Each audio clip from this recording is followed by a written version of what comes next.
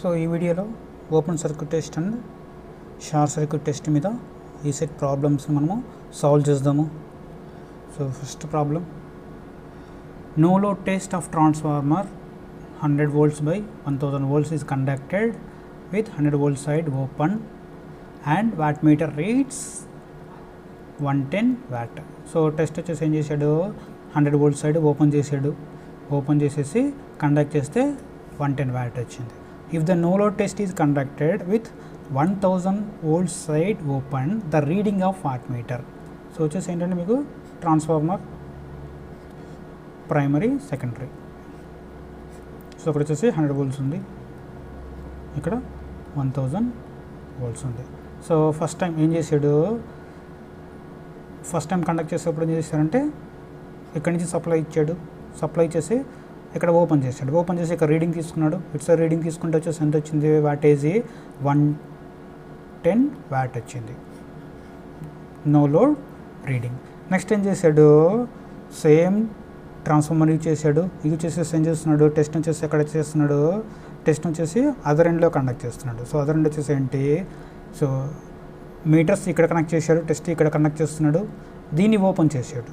చేసినప్పుడు సో ఎంత watt meter reading ఉంటుంది అంటున్నాడు.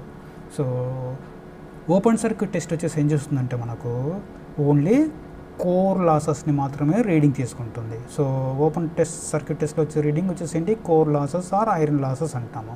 సో ఈ లాసెస్ వచ్చేసి కాన్స్టెంట్, మీరు ఎటు సైడ్ కండక్ట్ చేసినా కూడా సేమ్ అదే వాల్యూనే ఉంటుంది, వాల్యూలో ఎటువంటి చేంజ్ అనేది ఉండదు. కాబట్టి ఆన్సర్ వచ్చేసి ఏంటి, 110 watt. So answer 110 watt. So వాల్యూలో ఎటువంటి చేంజ్ అనేది ఉండదు.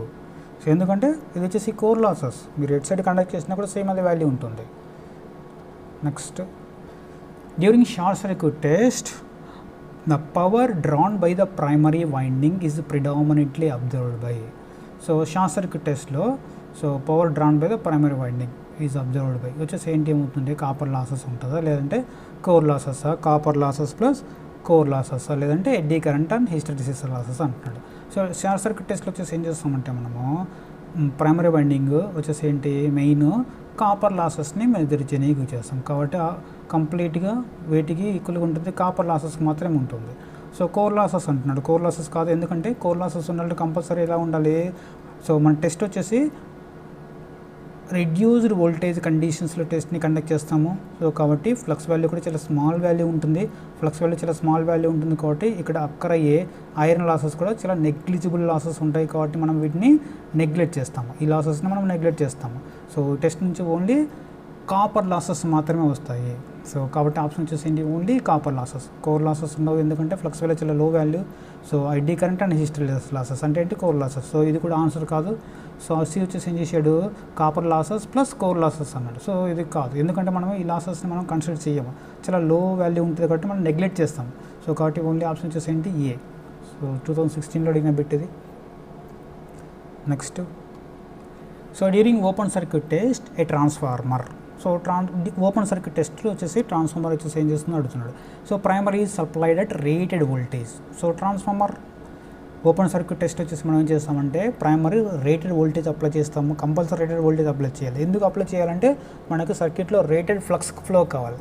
సో వచ్చేసి open circuit test secondary open చేసాము, ఇక్కడ ప్రైమరీకి రేటెడ్ వోల్టేజ్ ఇవ్వాలి. సో ఇక్కడ ఇచ్చే వోల్టేజ్ వచ్చేసి ఎంత ఉండాలి, రేటెడ్ వోల్టేజ్ ఉండాలి. ఎందుకు రేటెడ్ వోల్టేజ్ చూస్తున్నామంటే రేటెడ్ ఫ్లక్స్ అనేది ప్రొడ్యూస్ కావాలి, రేటెడ్ ఫ్లక్స్ ప్రొడ్యూస్ కావాలి కాబట్టి మనం రేటెడ్ వోల్టేజ్ ఇవ్వాలి. రేటెడ్ వోల్టేజ్ ఇస్తేనే రేటెడ్ ఫ్లక్స్ అనేది ప్రొడ్యూస్ అవుతుంది. సో కాబట్టి సో మెయిన్ ట్రాన్స్ఫార్మర్ వచ్చేసి ఏం చేస్తున్నామంటే ఎల్వి వోల్టేజ్ సైడ్ కండక్ట్ చేస్తాము, హెచ్విని ఓపెన్ చేస్తాము, నెక్స్ట్ రేటెడ్ వోల్టేజ్ అప్లై చేస్తాము. నెక్స్ట్ ఇంకేం కనుక్కుంటాము, ఓపెన్ సర్క్యూట్ టెస్ట్ నుంచి మనం core losses or iron losses కనుక్కుంటాము, ఇంకా R0 అండ్ X0ని కూడా మనం ఫైండ్ అవుట్ చేస్తాము. సో ప్రస్తుతానికి మాత్రం ఈ ప్రాబ్లంలో ఈ ఆబ్జెక్టివ్ బిట్లో మనకు ఆప్షన్ వచ్చేసి ఏంటి, supplied at rated voltage. Next, open circuit test and transformer is conducted to determine. So main purpose వచ్చేసి ఏం చేస్తాము, ఓన్లీ కోర్ లాసెస్ని మాత్రమే మనము డిటర్మైన్ చేస్తాము. అండర్ ఓపెన్ సర్క్యూట్ టెస్ట్లో సెకండరీ ఓపెన్ చేసాం కాబట్టి సో నార్మల్గా ప్రైమరీ నుంచి ఎటువంటి కరెంట్ డ్రా చేయకూడదు. కానీ ఇక్కడ ఓపెన్ కవర్ చేసాం కాబట్టి ఇక్కడ ఫ్లో కరెంట్ I2 = 0. కాబట్టి I1 వాల్యూ కూడా 0 ఉండాలి. కానీ ఇక్కడ ఉన్న లాసెస్ ఉంటాయి, ఆ లాసెస్ని మీట్ కానీ ఏం చేస్తాయి, small amount of current draw చేస్తుంది.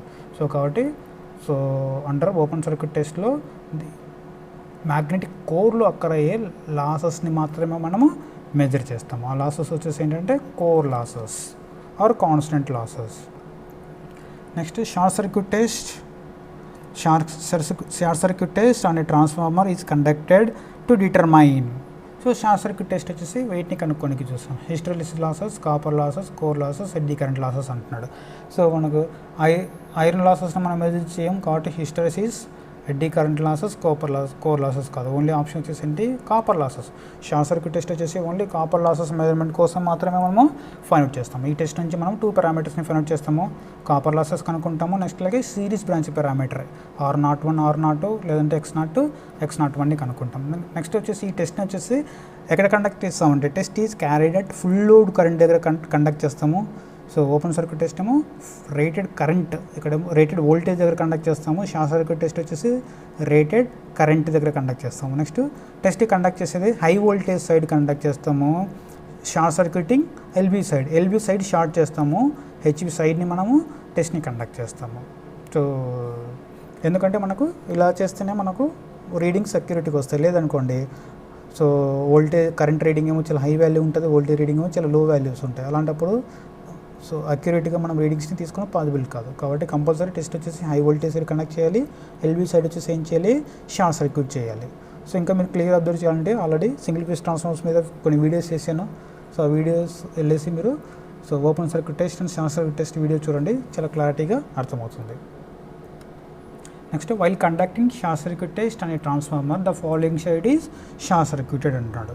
సో కంపల్సరీ సో వచ్చేసి ఏం చేయాలి, ఏ సైడ్ మనము షార్ట్ సర్క్యూట్ చేయాలి. సో షార్ట్ సర్క్యూట్ చేయాల్సి వచ్చేసి ఎక్కడ చేస్తామంటే మనం లో వోల్టేజ్ సైడ్ని షార్ట్ చేస్తాము, హై వోల్టేజ్ సైడ్ని టెస్ట్ని కండక్ట్ చేస్తాము. సో హెచ్వి సైడ్ టెస్ట్ని మనం కండక్ట్ చేస్తాము, లో వోల్టేజ్ సైడ్ వచ్చేసి ఏం చేస్తాము, ఇక్కడ టెస్ట్ని కండక్ట్ చేస్తాము, లో వోల్టేజ్ సైడ్ వచ్చేసి ఏం చేస్తాము, షార్ట్ చేస్తాము. Next during short circuit test iron losses are negligible because. So iron losses మనం నెగ్లెక్ట్ చేస్తున్నాం. ఎందుకు? సో ఎందుకంటే the voltage applied on primary side is very లో.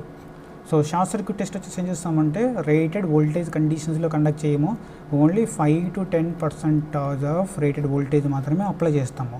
కాబట్టి షార్ట్ సర్క్యూట్ వోల్టేజ్ అనేది చాలా లో వాల్యూ ఉంటుంది. కాబట్టి ఇక్కడ ప్రొడ్యూస్ అయ్యే ఫ్లక్స్ వాల్యూ కూడా చాలా లో వాల్యూ. కాబట్టి ఇక్కడ నుంచి వచ్చే లాసెస్ కూడా చాలా లో వాల్యూస్ ఉంటాయి. కాబట్టి మనం ఏం చేయొచ్చు, వీటిని మనం నెగ్లెక్ట్ చేయొచ్చు. సో ఎందుకు నెగ్లెక్ట్ చేస్తున్నామంటే the voltage applied on primary side is very low. So కాబట్టి మనం నెగ్లెక్ట్ చేస్తున్నాము. సో ఓన్లీ 5 to 10% మాత్రమే రేటెడ్ వోల్టేజ్ అప్లై చేస్తాము. ఈ కండిషన్స్లో ఫ్లక్స్ లో వాల్యూ, కాబట్టి మనము లాసెస్ని నెగ్లెక్ట్ చేస్తాము. ఏ లాసెస్ నెగ్లెక్ట్ చేస్తాము, ఐరన్ లాసెస్ నెగ్లెక్ట్ చేస్తాము, ఓన్లీ కాపర్ లాసెస్ని మాత్రమే కన్సిడర్ చేస్తాము. Next 830/2300 volts single phase transformer takes a no load current of 5 ampere. So no load current value ఇచ్చాడు. So no load current value వచ్చేసి ఎంత ఇచ్చాడు, I0 value equal to 5 amperes అన్నాడు. Next ఏంటి, power factor ఇచ్చాడు, no load power factor cos π0 equal to 0.25 అన్నాడు. అయితే ఏం కనుక్కోమంటున్నాడు, కోర్ లాసెస్ కనుక్కోమంటున్నాడు. So core losses, so formula వచ్చేసి మనకు losses equal to V1 into I0 into cos π0. So V1 value వచ్చేసి ఎంత ఉంది, ప్రైమరీ సైడ్ కనెక్ట్ చేసామనుకోండి. So 230 into I0 value 5 into 0.25. So దీన్ని సాల్వ్ చేసాం అనుకోండి, మీకు వచ్చే ఎక్స్ప్రెషన్ 287.5 వాట్ వస్తుంది. సో చాలా సింపుల్ ప్రాబ్లమ్స్ ఇవి. సో మీరు ఈజీగా ప్రాబ్లమ్స్ని, ఈ ఆబ్జెక్టివ్ బిట్స్ని సాల్వ్ చేయొచ్చు. Open circuit test and short circuit test వచ్చేసి చాలా ఇంపార్టెంట్ టాపిక్. సో ఎప్పుడు మీకు కంపల్సరీ ఒక బిట్ అన్న ఎగ్జామ్స్కి వస్తూ ఉంటుంది. సో కాబట్టి బాగా కేర్ఫుల్గా చదవండి.